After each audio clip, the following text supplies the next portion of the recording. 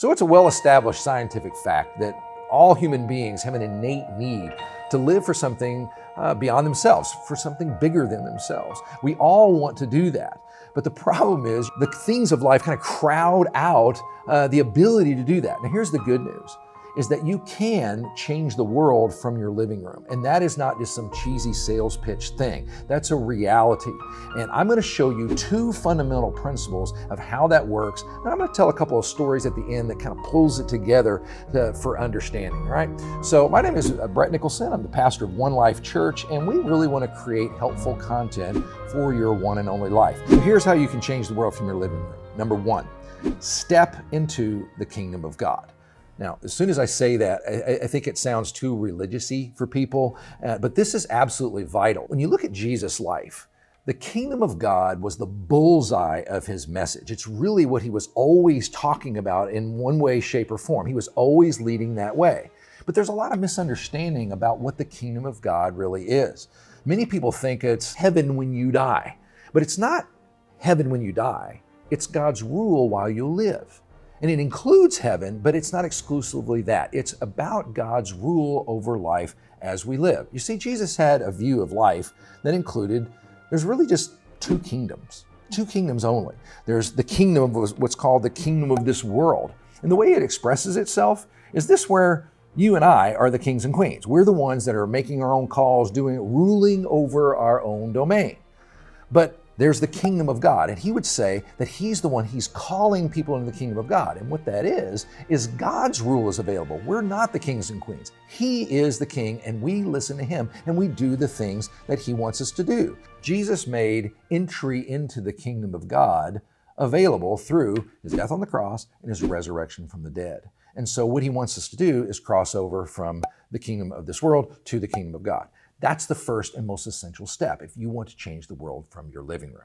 The second thing is this: think minuscule to massive. Because Jesus goes on to tell, he says, listen, once you're into the kingdom of God, here's how it works. Then he tells a story about a mustard seed and a pile of dough and yeast.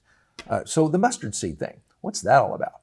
The mustard seed is about a very, very teeny tiny thing turning into something that's comparatively absolutely massive. And the yeast store is the same way. He says, picture, a pile of dough that's like 50 pounds of dough. Well, you don't need 50 pounds of yeast to leaven that dough. You only need just a little bit of yeast to go throughout the entire 50 pounds. That's critical to remember. Both of the stories he tells and illustrations he gives are about the kingdom of God, and they're illustrating this whole thing of going minuscule to massive. That is how the kingdom of God functions. And that's how Jesus' life functioned. Think about this. He was a rabbi. He was a Jewish rabbi, had an inner circle of 12 guys, he had an outer circle of about 100 people. He walked around in a very, very small country before there were planes, trains, or automobiles. Yet he became the single most influential person who ever lived in the history of the world. And his movement, the Christian movement, is the largest movement that's ever been in the history of the world.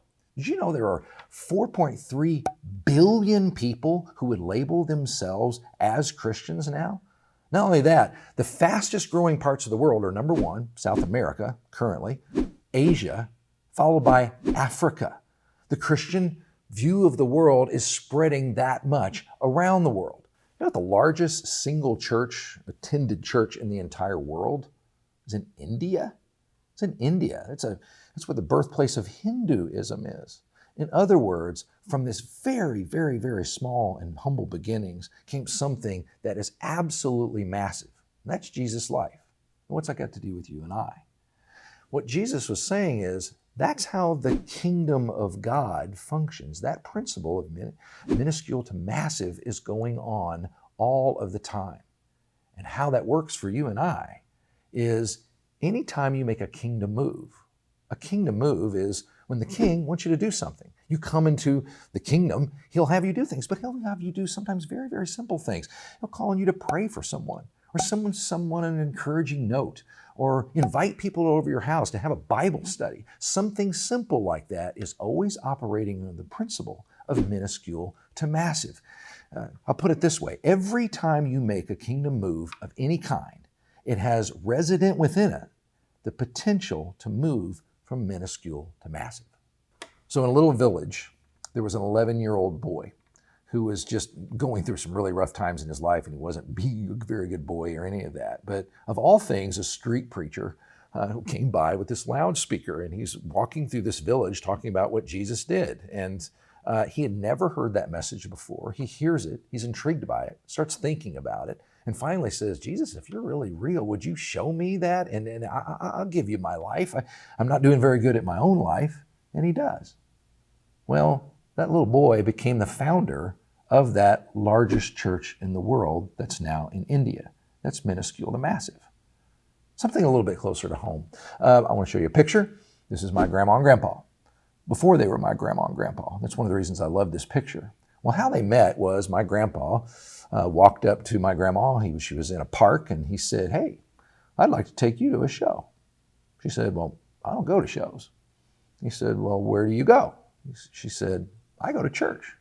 He said, hey, I want to take you to church.